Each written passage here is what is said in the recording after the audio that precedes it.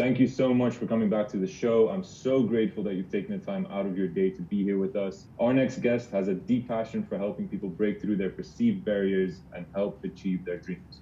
He's the founder of the Robert Simic Coaching Institute, where he hosts live coaching courses, NLP training, workshops, and so much more. Today, we'll get to know him a little bit better and understand how we can change to become and remain happy and fulfilled.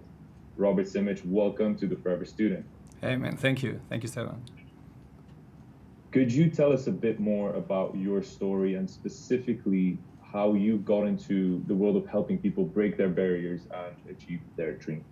Look, it's been a while since I got to share my story this way. I think my story is somewhat unique, and then yet it seems so natural. I come from very humble beginnings, from a poverty-stricken country, war and those things. And I guess I was raised in an environment where I was always hoping for greener grass, for better future. And at some stage in my life, while I grew up on concretes of, Belgrade, I always found my way around. I always did better, I guess, than most of my, should I say, neighbors or friends. But it was never enough. And for me, being in a queue waiting for a milk or having connections to get milk, it didn't seem like a future I wanted to raise my kids in. So eventually, after the major wars were done, I went overseas and looking for greener pastures.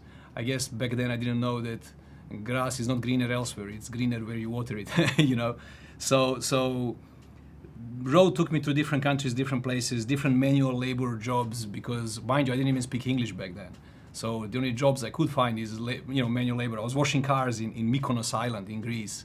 I wanted to go to States, but didn't get visa, so I couldn't. So I had all sorts of night shift jobs in a factory in Germany, connecting two parts together, an assembly line really. So through all that journey, I guess there was no room for personal development or helping other people, if you know what I mean. It was more on the survival side. So I've been chasing money basically my whole life, trying to create a better life for myself, I guess. Journey took me to South Africa again, starting from scratch again, and basically once I had a decent job where I could settle down and have working hours and then come home and have some me time, I guess that's the time when I got back to my, apparently I had those hobbies before, I just didn't remember really. My mom reminded me recently.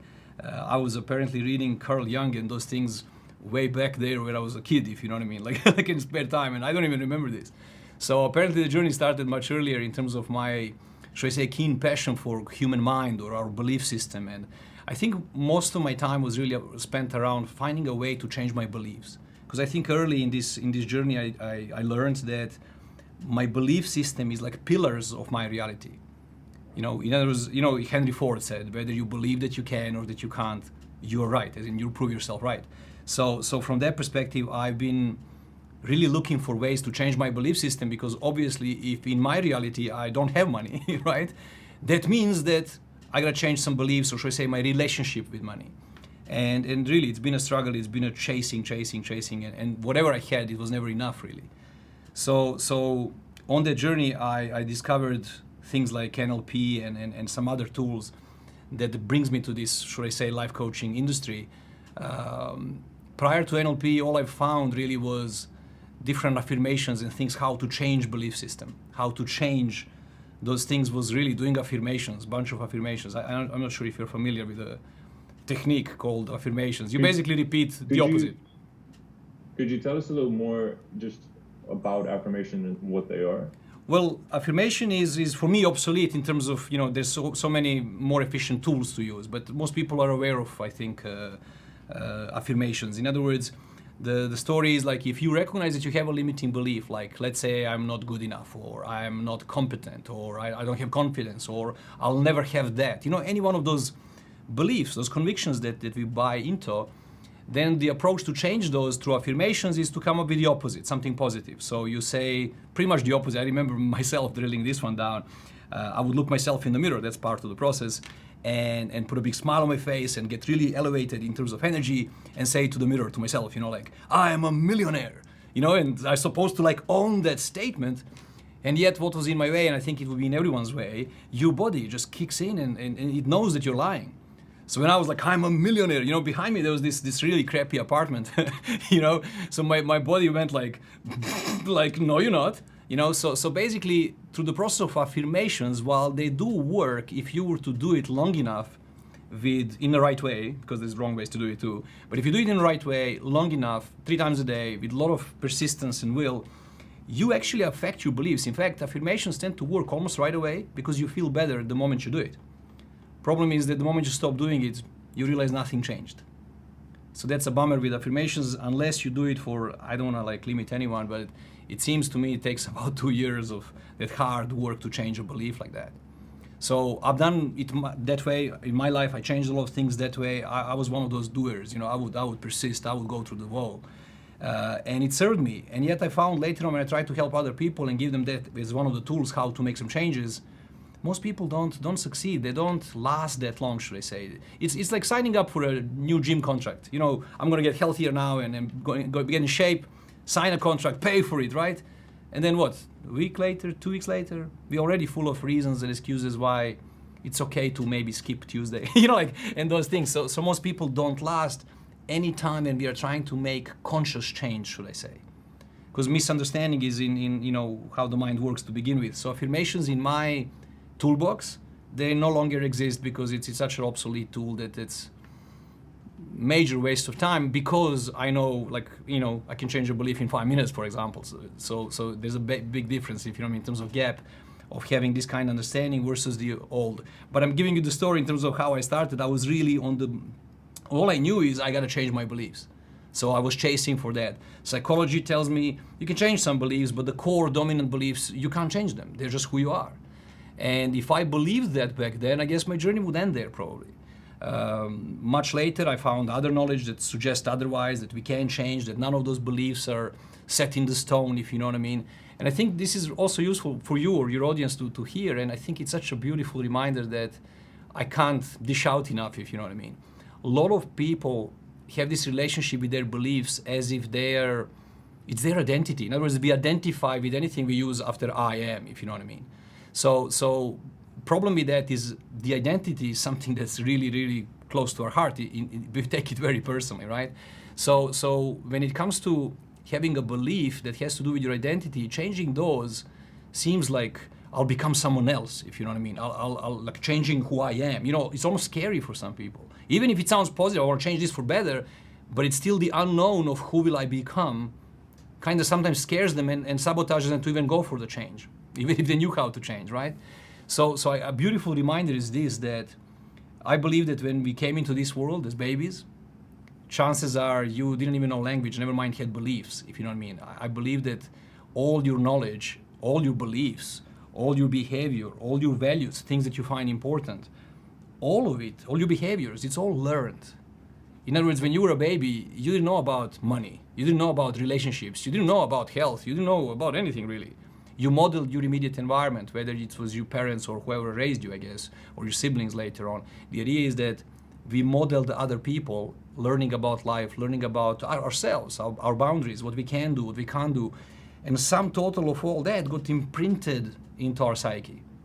So if you want to change a belief today, I don't care how personal or how much you identify yourself with it, changing such belief can never change who you really are. It simply changes one of the programs that we can say, inherited or adopted early in your childhood. I'm talking about the stage of our life from 0 to 7 years old. We're like a little sponge walking around, gathering, collecting all this knowledge, if that makes sense, making the sense of the world really, and through experience learning. So if I've done something 3 times and didn't succeed, I generalize in my mind, I go, oh, I can't do this. But if you hold on to that idea becomes a belief, and from there on, it's like a self-actualizing prophecy. In other words, we keep proving ourselves right because we need to make sense of the world. So the idea is that if you want to change anything in your life, I don't care if it's to do with your very identity, I think it's a good reminder to know that you don't get to change who you really are.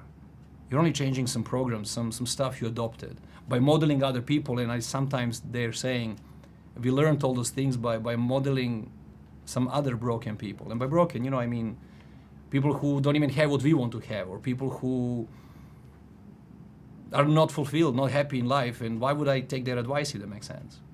I mean, we all, I don't know how old you are, but we all kind of were raised in a very similar way, I think, by our parents, They just do the best they can with resources they have available, and they want to protect us, they want to raise us, shape us, prepare us for the real world. In that process, we get imprinted all sorts of limitations in terms of what world awaits us out there. And I guess to a great extent, I'm doing the same for my kids now. I bet I'll do a better job in this context alone for my children, but who knows how many limitations I am even imposing on my kids, unaware of that that's a limitation. But good reminder is that all our limitations, all our beliefs, all our programs really, they just learned, they adopted. And therefore we can unlearn them and update them if you have the right tools and right set of knowledge and skill set. Does that make any sense? That makes absolute sense. And at what point? So I have a couple of follow-up questions there, because it's a fascinating story, and everything that you've done seems very sort of self-motivated, right? Like you went through all these different jobs in all these different countries, and you realized, maybe a switch went off, or maybe something clicked where you were like, I need to stop chasing money or security, and I need to start focusing on something different.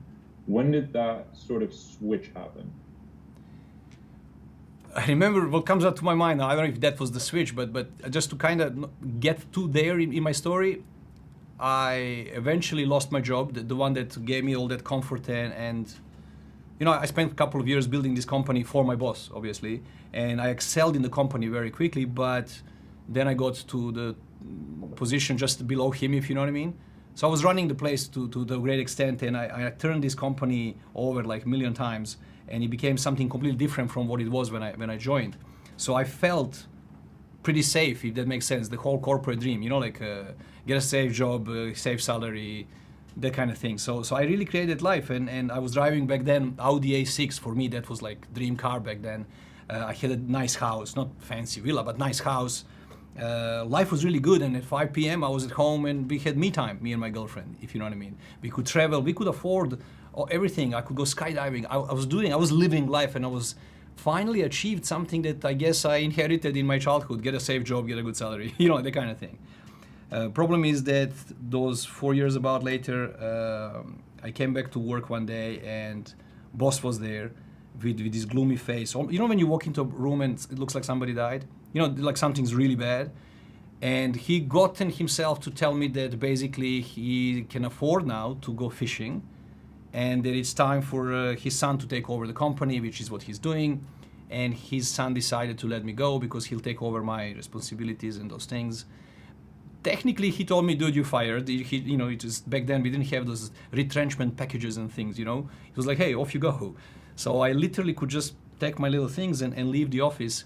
I remember for 5 or so days, I was still going every day to work and back, as far as my wife was concerned. I just couldn't bear to tell her that this happened. It was like this tiger that I always was, chasing from country to country. That part, that one fell asleep. I was so comfortable in this position that I created back there, and this was this rude, really heavy, rude awakening for me, and the realization that I think stays with me since then. For as long as you leave your financial future in somebody else's hands, you're always going to be at, should I say, mercy of their decisions. I don't want to make it dark. I guess it's great if you have a good corporate job and feel safe. And I also know it's an illusion, if you know what I mean. This whole safety or certainty around it, it's a great illusion. And back then, I think in that anger and whatever, I swore to myself, I'll never, ever let this happen again. In other words, I would never let my financial future to be decided by someone else. So I started this whole, I'm gonna make money online, work from home, and I've tried like everything. In the process, I lost my car, I lost my house, because I realized all that comfort life, that was all installments. Bank was owning those things, not me. I had zero financial knowledge, just so you know. So from that moment onwards, I had this rapid personal development story, because I had all the time in the world on my hands. And instead of going to chase for another safe job, I really went into, I gotta change my world from within. And I was gonna do this now, or it's the end of the world for me. So one journey to the next one, from NLP to different modalities, to different techniques. Before I knew, I realized what I have on my hands is a new career. In other words, I could actually start this as a career, get paid by coaching others, applying the same knowledge and sharing this passion with others and make a living out of it, because I really needed to make a living back then. I was still chasing money. My whole life I was chasing money. And by the way, I never had it while I was chasing it. So the idea was, when you ask me for this tipping point, there's many of those little crucial moments. But one that came to my mind when you asked me, I'm at a traffic light in South Africa, and a homeless guy comes to my window, like begging for money. And man, something happened in the moment. I'm driving a nice car again. I was again in Audi A6, but even nicer one. This was a couple of months later. And I'm living in a golf estate villa, beautiful, secure, safe home, like greenery, really amazing stuff. And I should be happy, right? I should be fulfilled, because I finally made it, and I'm the boss. Like I depend on my own marketing and my own business. And there was this guy, and he's like asking for money, and something about his smile really affected me.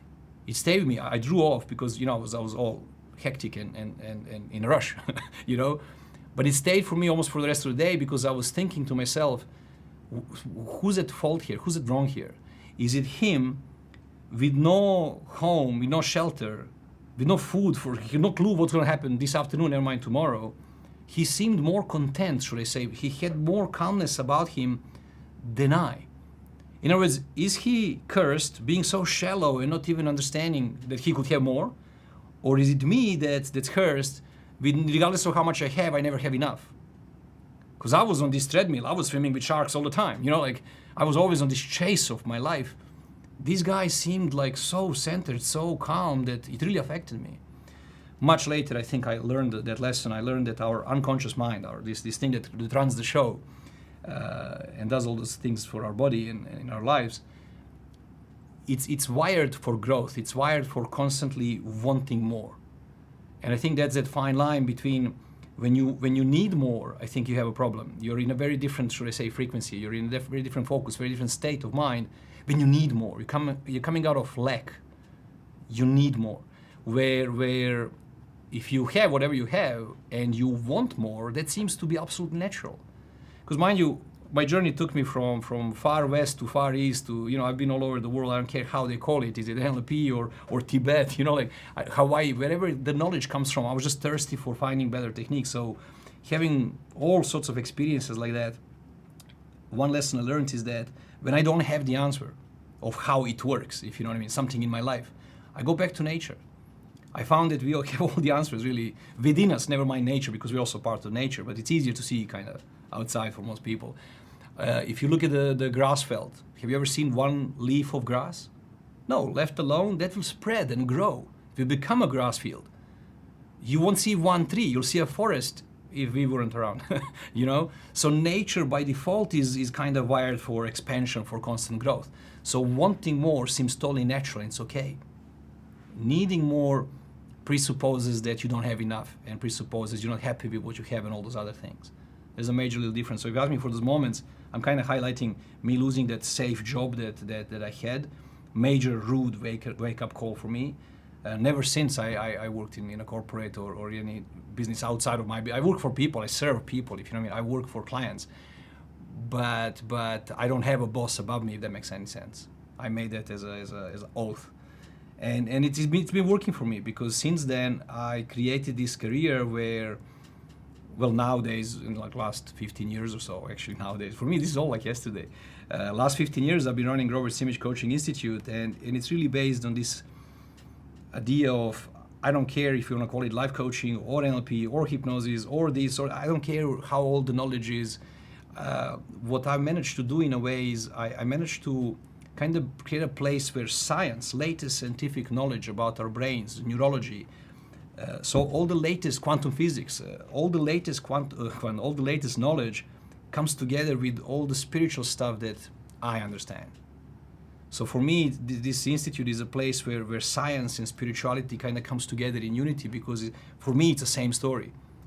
Where in the past it was this or that, if you know what I mean. Even for scientists, they can't bring their spirituality to work, if you know what I mean. And obviously other way around. So for me, given the journey I had so far and experience, for me it's the same story really, that we're only confirming scientifically, if that makes sense. Yeah.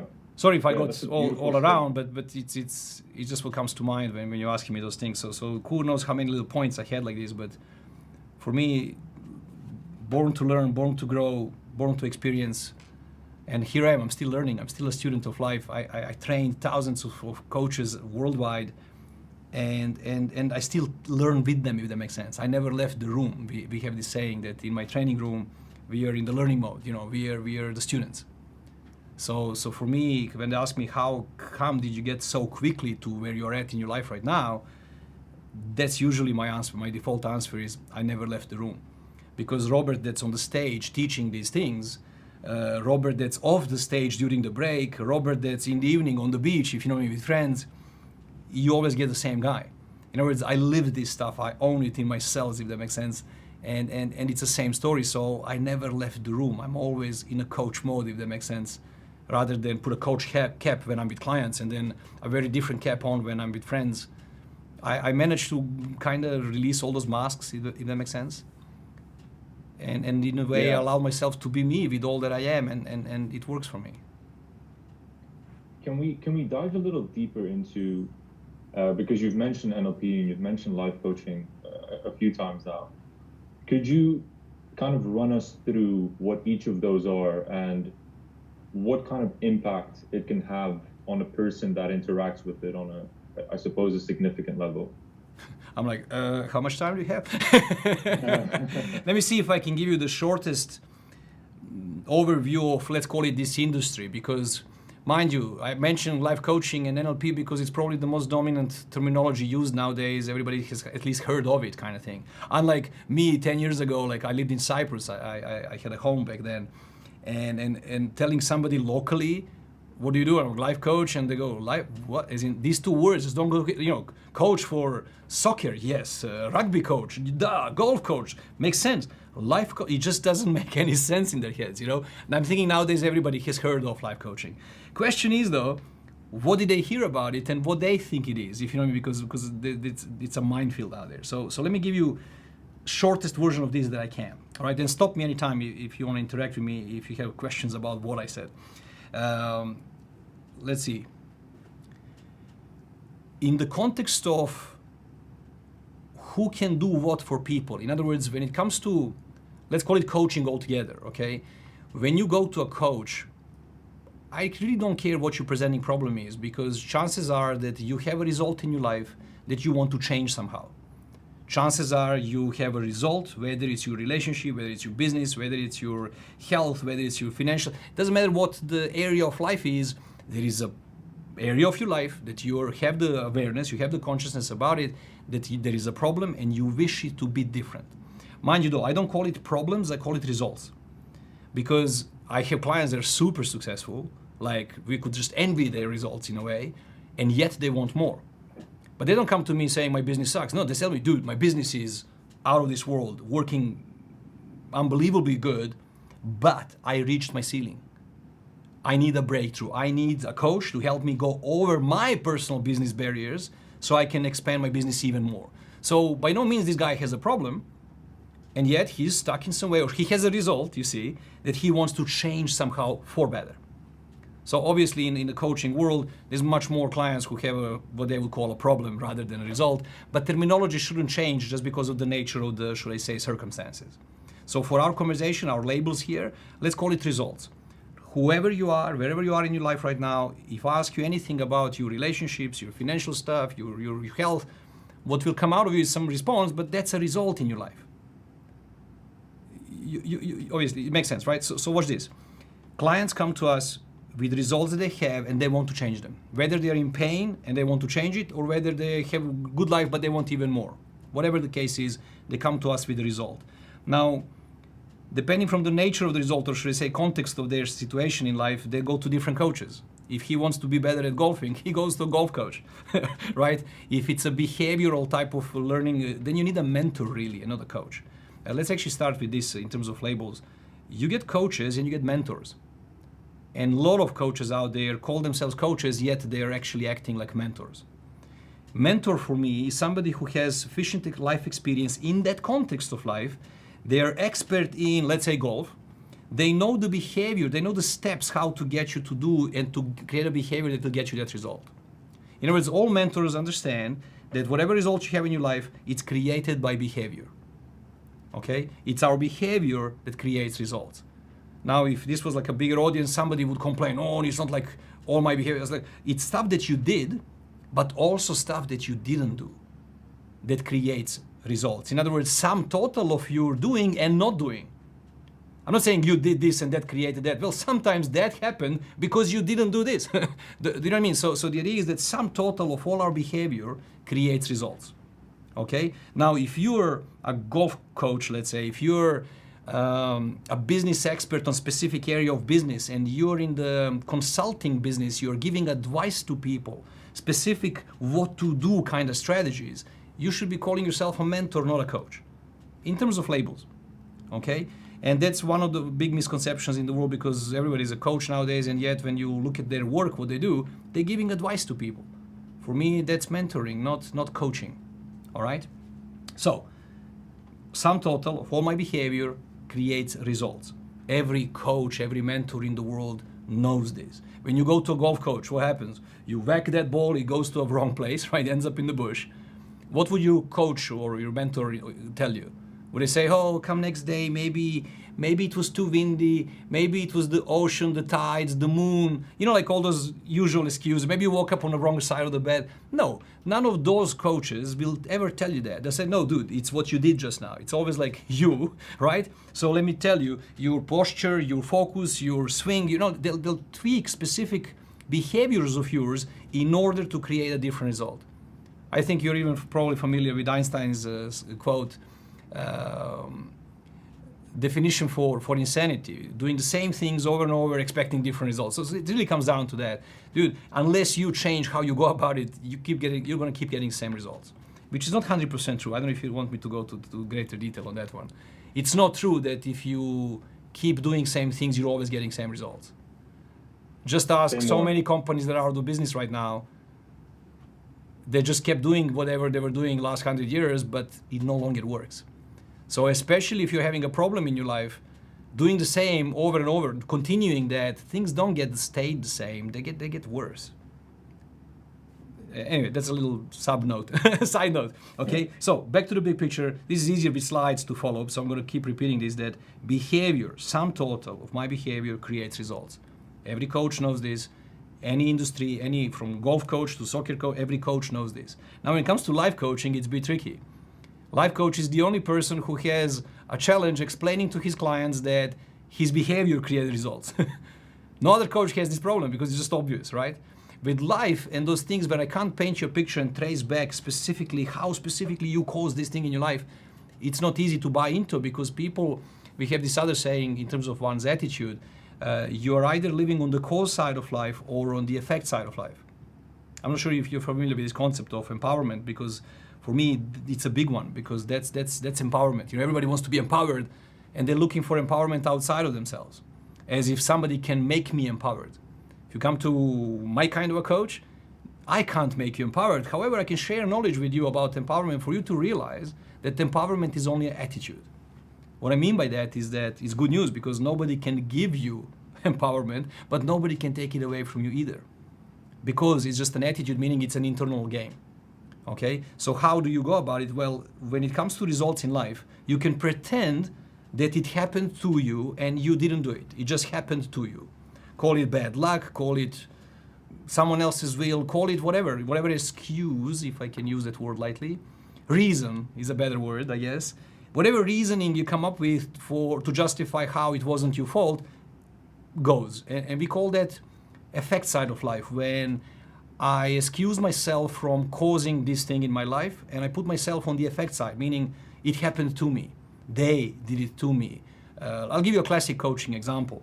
Client comes to me, well, I don't really get those clients anymore, but there's a textbook example. Client comes to me and he says, I can't make enough money. You know, money is a problem, blah, blah. Great. So I ask him, okay, so why don't you? Why don't you make money? And then we get a bunch of reasons why not. All right? It's a very normal story.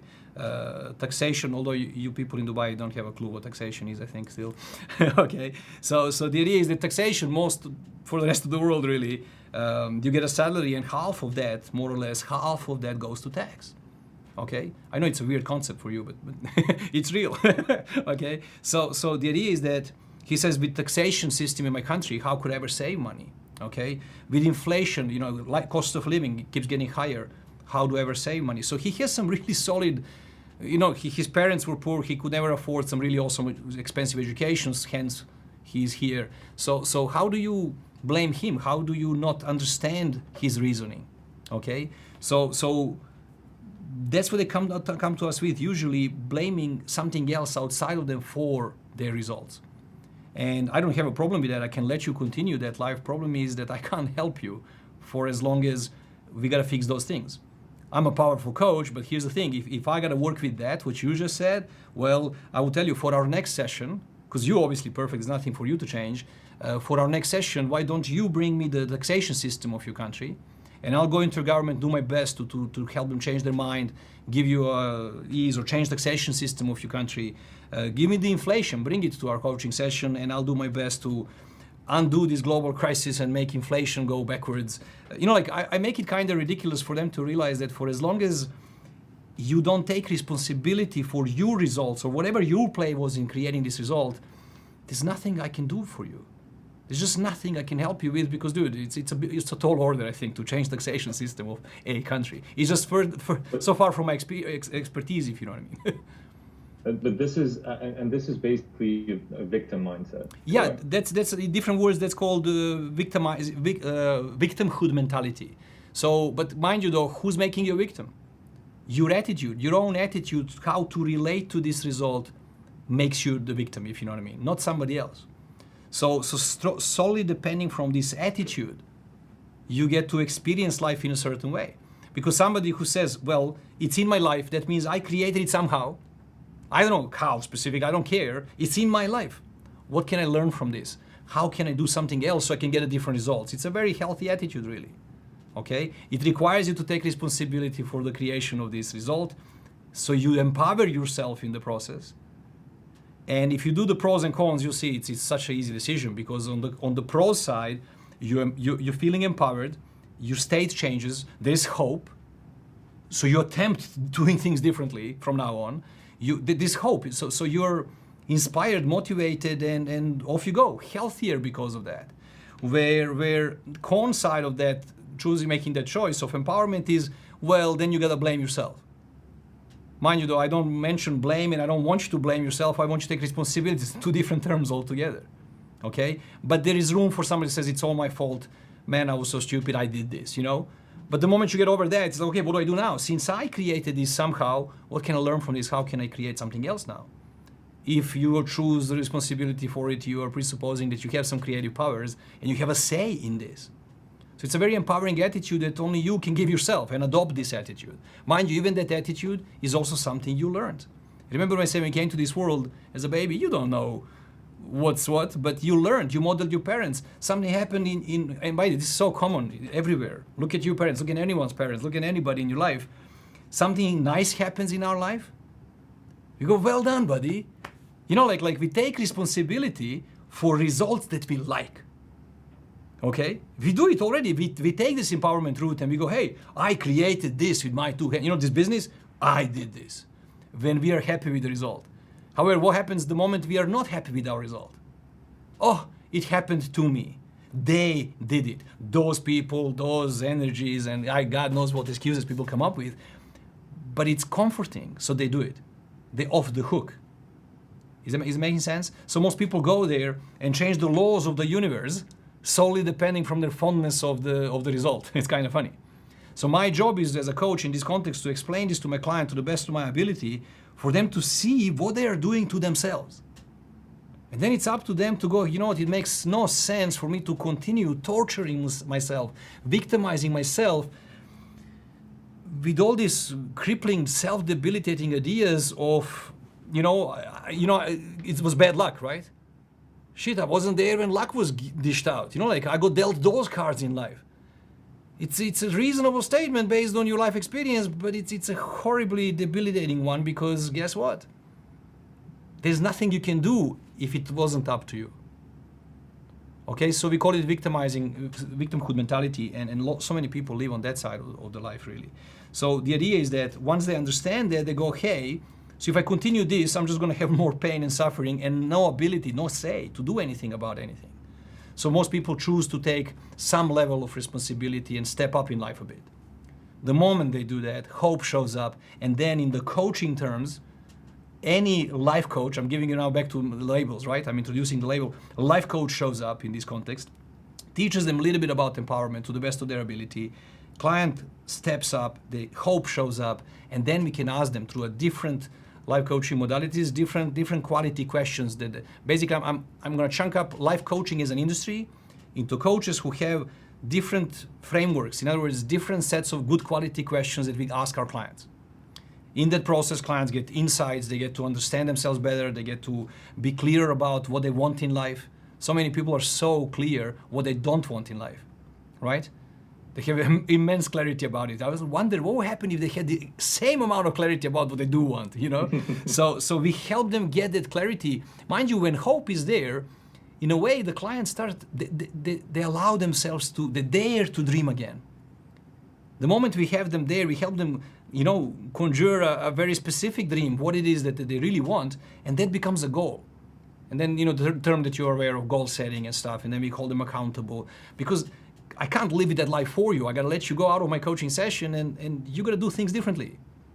Okay? And some clients do, they come back, they have better results to report, and then we call it coaching because we are in the client's corner, keeping their thinking on the track, giving them feedback about whatever they come to back to us with, keeping them on the right path, that kind of thing, in terms of what they want. Mind you, not on the right path based on what I believe you should live your life like, but rather based on their dream or what it is that they wanted to achieve. So that's where life coaching as an industry globally operates, regardless of the school, should I say, that a life coach went to, although many didn't even do that, they just call themselves a life coach. Okay, but the idea is that whatever knowledge they got, just a question on that, because so the way what I've just been writing down is the initial stage is sort of taking the blinders off, right? Waking up. Opening people up, waking up to, let's call it reality. And sort of the current state of play, which people need to take responsibility for, need to be accountable for. The second one would be, as a result of doing that, hope shows up, and you would essentially then help empower these people to get clarity and take it to the next level.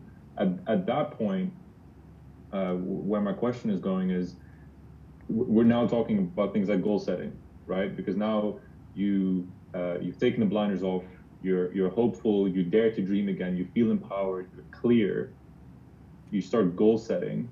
What role do you then play after that? Because I think that's sort of a very crucial stage that will then take you to the next level. Let me take you through the rest of the story, because my story is just kind of started there in terms of who is who in terms of industry. Remember you mentioned NLP as well. I didn't mention it yet on this journey. So if we go big picture again, results are caused by behavior, right? And all life coaching modalities work within that framework. In a nutshell, we understand that, and it's our job to help them realize that. Once they do, get clarity, get some goals set, and then we kind of stay in their path and keep their thinking right in terms of creating those goals. Keeping clients responsible for creating those goals, not us, obviously, right? So that's where life coaching is. However, buddy, from my point of view, in the context of what can I do for you as another human being, when it comes to, remember, why did the client come to me in the first place? We said they have a result and they want to change it. Okay? And in my books, and I want to apologize because this is going to be public, I guess, to some extent, this video, I want to apologize to any ignorant, and by ignorant I mean uneducated in this context, to any ignorant life coach out there. I want to apologize up front by what I'm about to say. Okay? In my model of the world, when it comes in the context of what can you do for me when I'm looking for change in my life coaches in this industry, they exist on a lowest, how do I say this, lowest level of existence on this scale is a life coach. Because life coach is just not trained to help you create change. If any change happens for the client, is because of those good quality questions, that clients have a little aha moment or insight and they go, oh, and that can create change. But to create a change specifically for something very specific, life coaches just don't have that knowledge nor a skill set to do anything like that. Okay, so now that's where kind of the open door into NLP, because NLPers are trained much deeper in this context of change. Okay, they understand the neurology not far better. Life coaches, normal life coaches, or should I say just a life coach, they don't have access to any of this knowledge per se, unless they also done other trainings, obviously. So here's the thing.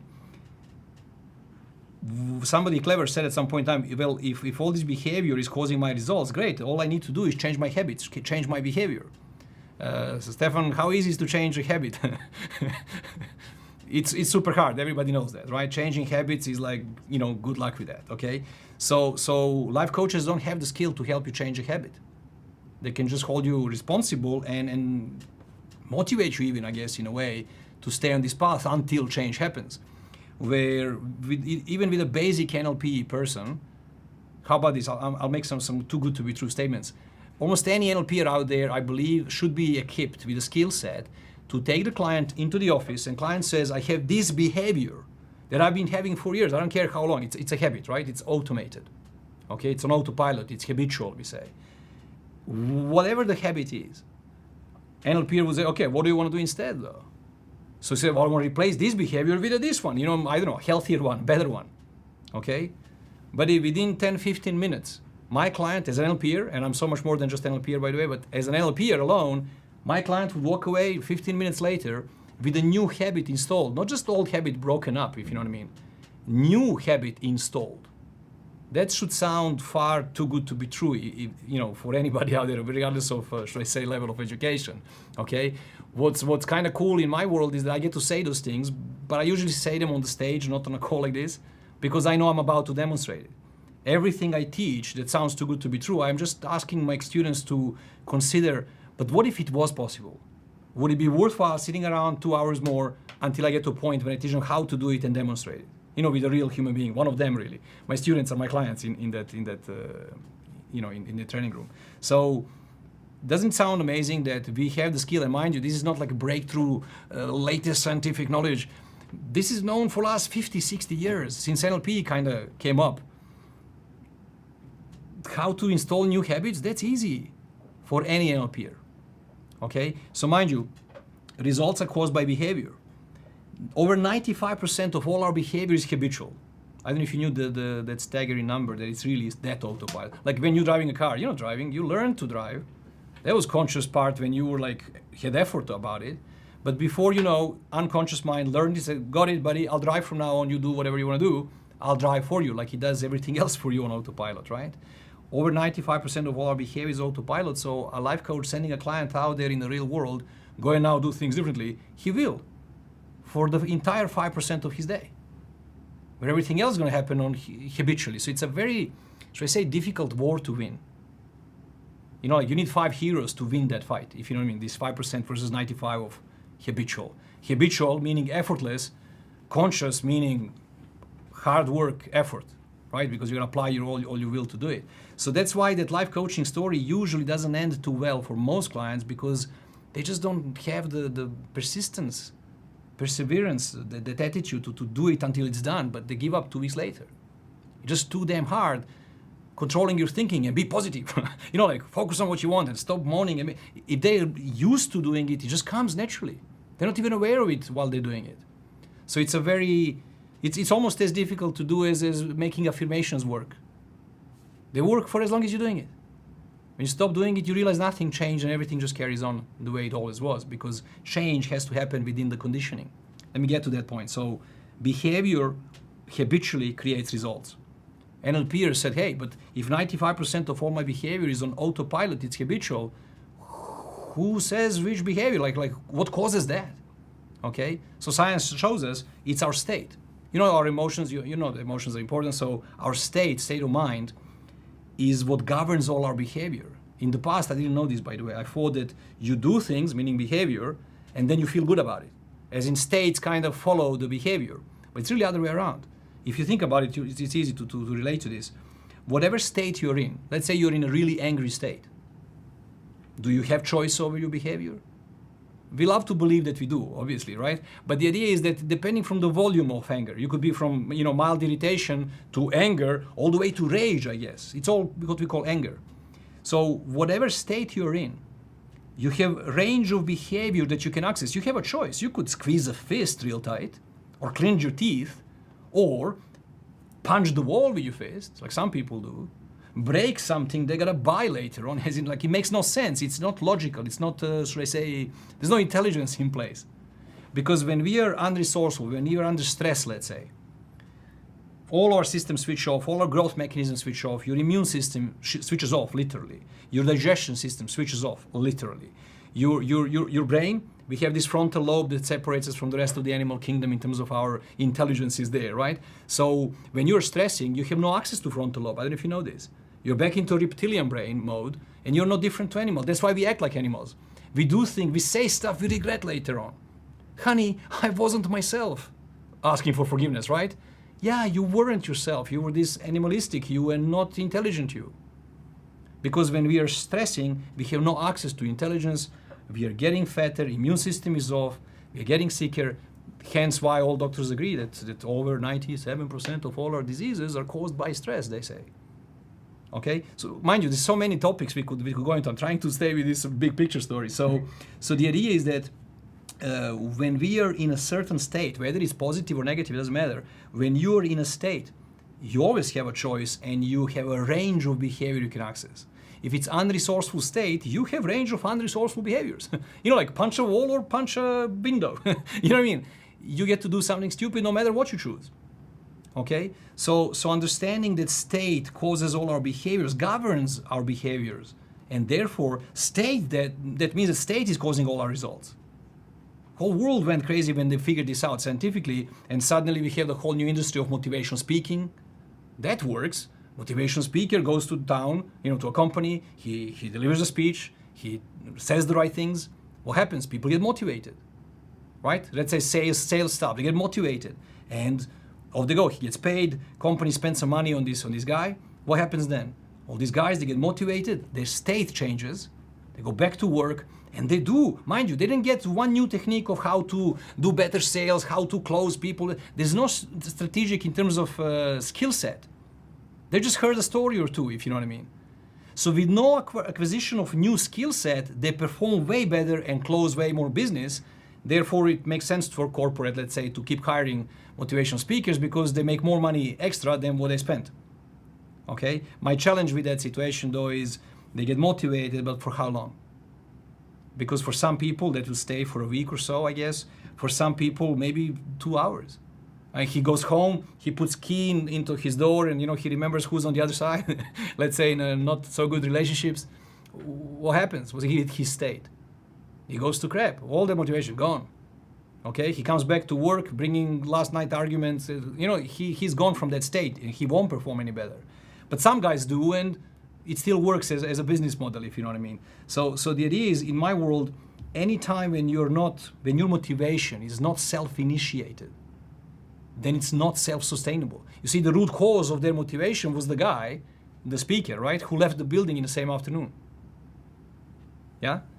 Where when your motivation is self-initiated, when it comes from within you, you don't need anything outside of you to keep you inspired or to keep you motivated. That's a very different kind of motivation.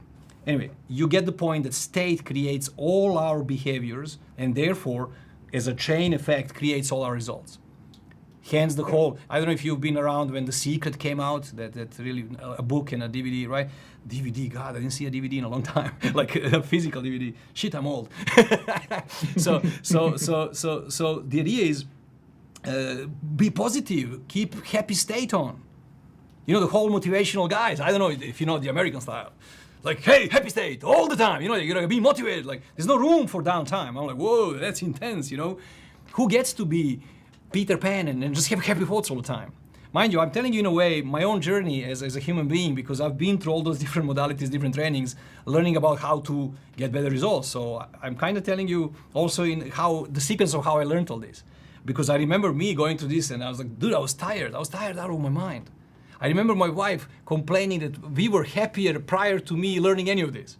Because back then I was a normal guy from Serbia, complaining about my problems with my friends, and you know, the evenings are like 3 hours meet, where each one of us on the table, whose problem is bigger, right? And we felt, should I say, a part of something together. You know, like we had problems, but everybody had problems, so it was okay, right? Now I turned into this freaking positive guy all the time, you know, and she found it annoying, I think. so no, and it was hard work for me. I was policing my own head all the time. Happy thoughts. If I have a negative one, I had to banish it out of my mind, and just sheer will and persistence to control my thinking, to control my states. Man, I wish I didn't do it, but I'm glad I did. So you know, I know how it is trying to do that. It's hard work, and I guess it's possible to win that. I got a lot of benefit from it myself, but man, that was a really hard path to take. Okay, because I didn't know the rest of the story, which is coming.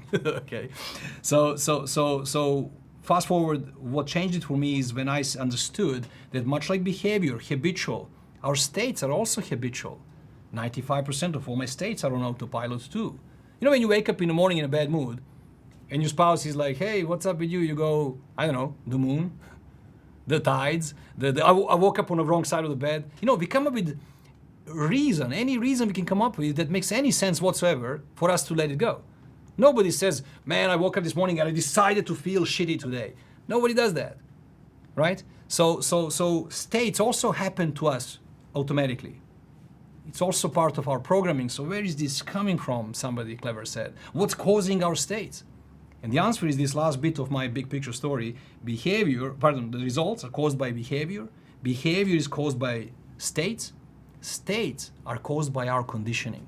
And conditioning is just a fancy word, a database, sum total of all our experience of life, memories, our learnings, beliefs, values, you know, what's important to us, decisions, sum total of our life experience. It's like a database of all those experiences, little programs. In NLP, we call it programming, okay?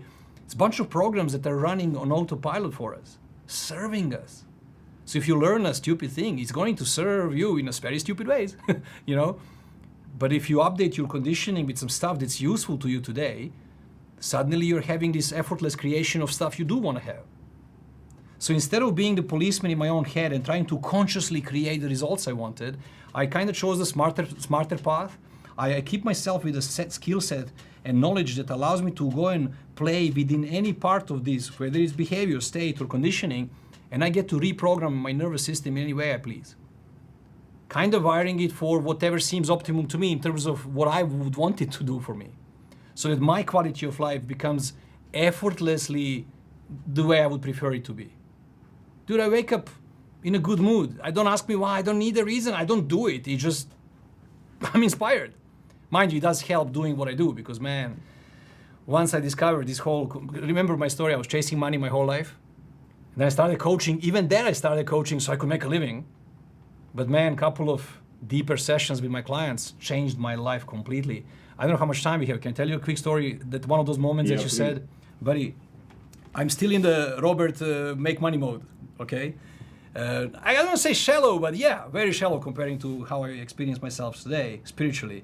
So one phone call, a mom calls me and she says she has a 16-year-old girl. This was a long time ago. This was 15 years ago. She says her daughter is for the last 4 years out of school. She's deeply depressed.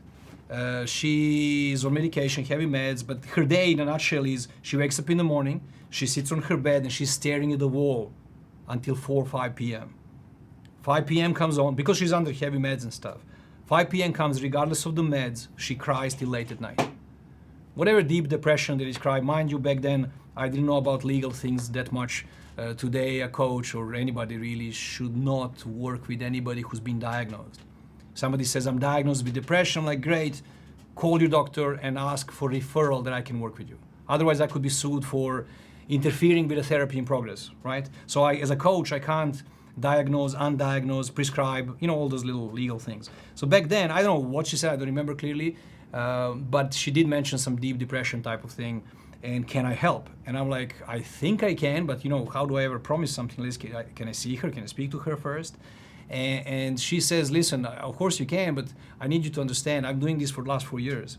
I've been to every guy with a beard, she said, in the town, from psychologists, psychiatrists, to veteran this, to veteran that, to these energy people. She named everybody. In fact, back then, life coaching wasn't a thing. Okay, so I found that people come to me after they've been everywhere else. You know, they're just desperately looking still for whatever. So she said something cool. She said, I'm not giving up on my daughter, and I just don't want to take her to another guy with a beard and nothing happens. I'm like, I hear your frustration, but I can't promise anything. I didn't even see the girl. Does she even want to get better? Because mind you, I'm one of those crazy coaches that unless you are the client, I can't work with you because your mom said so. I can't fix you or change you the way your mom wants you to be. You as a client, you gotta tell me, raise a hand, say, I have a problem, I wish it was different. Then I see no limitations, if you know what I mean. So she comes over and to fast forward, but imagine a session that was 1 hour and 15 minutes long. Don't ask me what did we do, but 1 hour and 15 minutes later, I'm not done with my fancy stuff, but we did some really awesome things. She jumps, 16-year-old. She jumps, and mind you, I don't know if you can take a picture. I see 16-year-old girl. You're probably imagining a vortex of energy, a girl that's like vibrant and you know, full of life, really. Well, not if she's deeply depressed and this vortex is off. You know what I mean? She couldn't even tell me, I want to get better, right? She was like, I'm gonna ask her, would she want to change this if it was even possible? She barely said, mm-hmm. You know, like she gave me a little bit of hope that she's there and she would want things different. So 1 hour, 15 minutes later, she jumps out of the couch she was sitting on. She storms out of the room, goes to the room next door where her mom was. She barges in, she says, Mom, I'm hungry, let's eat something. I don't know if you can imagine the scene, buddy, because I'm like, honest to God, I'm like, I'm getting paid, as in this worked. Do you know what I mean? Mind you, I was like, I gotta get paid. So that was the moment that transformed my life full on. Mom stands up, and I don't know how familiar you are with the opposite sex, the feminine force. There's this crazy thing happening for a guy, observing two ladies, mom and a daughter. They're hugging, they're laughing, and they're crying at the same time. This was a mind-boggling scene for a man brain. You know, like I'm looking, are you happy or no? They're not happy. They're happy. You know, like I was very, very silly with those things. So buddy, they had their little moment that's so deep for me now, but back then it was like, I'm getting paid, this worked, right? But then mom turns to me and she hugged me, but I still didn't like this. She put her claws on me, and nobody ever hugged me this way. She clamped me like, and then she still holding me very firmly, but being very gentle, you know, in a way. She leaned on my chest and she was sobbing there. She was crying, as in she was really kind of like my chest was wet later. It's like she was sobbing here, and she whispers through her tears. She says, "Thank you for giving me my daughter back." Man, in that moment something changed for me. Robert, let's make a good living somehow, right? Guy, dude, I don't know, I was never a negative guy. I would help Granny cross the road. I would help other people, as in, I had no ill intentions ever, really. But I think before the moment, I never knew the meaning of the word contribution. As in, for the first time in my life, I think I felt the actual meaning of contribution. So since then, my life became about contribution. Today, I can't sleep unless I know I helped somebody today. It's such a overwhelming, joyful feeling that I know that what I did with my time in this world mattered, as in it helped other people. So I can help you get a glass of water, or I can help you let go of your traumatic experience from your past, or I can help you create the life of your dreams. Or seems to me that the more meaning there is for them in their life, the more juice I get back, if you know what I mean. It's energizing, it's thrilling, it's humbling at the same time. And I get to live this inspired life that I never signed up for consciously. As I never dreamed about this life, if you know what I mean. So when they ask me, how do you have energy? Because if you only knew what I do in my day, if you know what I mean, in my business and in my life, how do you get to be in all those places at the same time? You know, like, I guess best metaphor is, you know, like it's like my kid. My son is 13 years old now and teenager, and his life's games and stuff, right? Ask him if he's gonna play a game whole night. If I let him, he'll play games all night. Do you think he'll complain tomorrow about it? No, he'll go another night, as in like, it's like, why stop playing? Well, I made my job, it kind of turned into a calling, if that makes sense. My career became some sort of a calling, and I don't want to make it sound too metaphysical or spiritual, but it really is something made of spirit for me, because it's not physical, if that makes sense. Those are spiritual needs rather than physical needs. My physical needs are met. I've got food, I've got shelter, I've got the physical needs, right?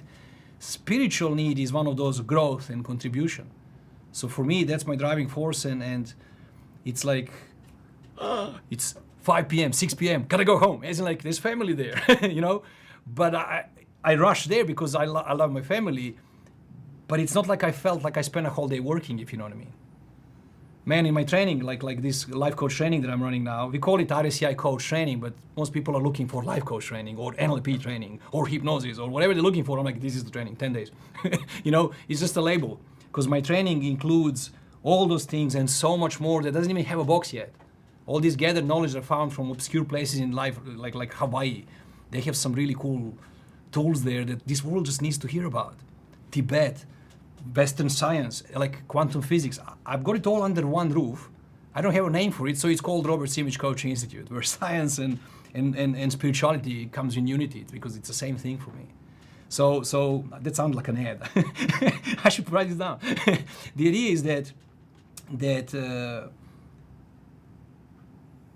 when you're living life this way, you're energized, you're playing, and for me, why would I ever want to stop playing? Just don't ask me to talk about sports or talk about some other stuff I used to care about, because I almost think I would socially probably be a boring guy. It's like I don't have much to add to value, right? Ask me about mind, neurology, nervous system, neurons, quantum, like I'm all in, and I don't need to motivate myself, if that makes sense. Sorry, I go like this, you know. But it's the same thing, because on that 10 days training, imagine 9 a.m. we start. I'm supposed to finish by 8 p.m. She's still a full day on the stage as the only speaker, if you know what I mean. Imagine me running like that, but till 11, till 12, because they don't want to go home. For 10 days, sometimes 24 days when master coach is right after that. How do you do it? I don't know how. This body does it. I'm energized from it. Because it has so much meaning for people. It reaches so deeply. It's not this, thanks for helping me. It's thank you for transforming my life. Thank you for... It's a very different life experience that happens for human beings when they get this deeper understanding of the nature behind human experience, how we construct this our reality, and how we can create different results. It's very empowering, and it's humbling at the same time. I could literally listen to you speak for forever, and stories like this are just so incredibly inspiring. And I hope, one, you know, that it sort of forces listeners to look at themselves and see where they want to change, and know that there's people like yourself out there that could help them on the right path. And with that, I just want to say before we close, you know, if people want to find out more about you and about what you do, where could they go? Easiest to spell, you type in rsimic.com, that will redirect you to the main website, or type Robert Simic really. Type Robert Simic in Google. Big G really likes us. It's easy, it's super easy to find us. For what it's worth, private clients, one-on-one, I do them. It's just that it tends to be lately reserved for very specific kind of people. They call me billionaire coach, they call me all sorts of funny names. Because most of my clientele is people who can afford a rate of $10,000 per hour. So I understand it's not easy for everybody, kind of thing. But man, I give so much, and I train so many other coaches, it really doesn't have to be me. That's the whole point, where you contact us and we refer you to one of my people I train. They'll do the same stuff I do, kind of thing, okay? Or for people who want to still experience, I don't know, being coached by me in person, but in a group context, they're welcome to join our life coach training, so much more than that. But they can join for 10 days. I'll work with them personally for them. Guys, I'm like, I give you my soul and my heart for 10 days and 9 nights, if you know what I mean. So they get all of me, and I don't think there is a real difference for most of them. Most of their feedback is like, dude, I felt like you're speaking to me the entire training, even though there was 20 or 60 people in that room. You know what I mean? So it's a really cheap, affordable, easy way out to come for personal development and still sign up for the whole training of becoming a coach. You don't need to want to become a coach. You just need to get your own stuff sorted out in this process. And it will happen that you also learn how to do it for others. If you wanted to help anybody, any human being, never mind your own children one day, or your spouse, or somebody who needs help on this level. So you don't need to be inspired to change career and those things to sign up for such training. It's personal growth as a signature of what's happening in that room. Obviously, for people who are interested in changing career or inspired by, I don't know, living this life as a coach and working with people, if that inspires them more than being, excuse my French now, being a slave in someone else's company, you know, mind you, I don't mock that. It's great. Go do whatever inspires you, as long as it's exciting for you, as long as you're passionate about your work. I don't care who your boss is. As in, I'm not mocking or objecting people having salaries and employment. It's all great. I'm kind of speaking more to those who are there, but they hate it, and they're dying, and they feel suffocated, and they want out, but they're in a trap. How do I get out? How do I reinvent myself and start my business? Like, I don't have other qualifications. I'm like, if this kind of work inspires you, the only qualification you really need, come for 10 days training. 10 days is something I think one could afford as an investment. You'll walk out with a complete new career that you can totally, next day, mind you, training ends on Sunday, let's say. You could have clients on Monday and deliver a session that, again, forgive me my bluntness, some psychologists, psychiatrists don't even dream possible. The level of work, the level of depth that's possible today to be done. Okay, for what it's worth, I have veteran psychologists, psychiatrists coming for my training. People with 5 PhDs come for that same training. So I don't mock it, I'm just positioning it, you know, if that's okay. So I'm thinking whatever your background is, you want it for yourself, you're welcome in my training room. You want to change your career and become a coach, not learn about coaching. Become a coach, because throughout the process you'll be a client in my training room. You sort out your own stuff so you can deliver so much more. New life starts, new career starts. You get to buy your own time back and create your life from there on in that way. I hope that was what you wanted me to answer. Yeah, absolutely. And, you know, for whoever wants to change their life, if you want to change someone else's, I'm definitely going to do this these 10 days. I think it's fantastic. So whoever wants to join me, you know, get in touch and we'll do it together. Robert, I want to thank you so much for being on the show. I learned a tremendous amount and time flew in just an hour and a bit. Thank you so much for being here. We're super, super grateful. My pleasure, buddy. I hope to see you in Dubai this November then. I'm in Dubai whole November, so let's meet up. Even if you don't come for this training, by the way, if you didn't make up mind or whatever, come say hello. I'd love to see you, like in person, physically. Come say hello during lunch break or something.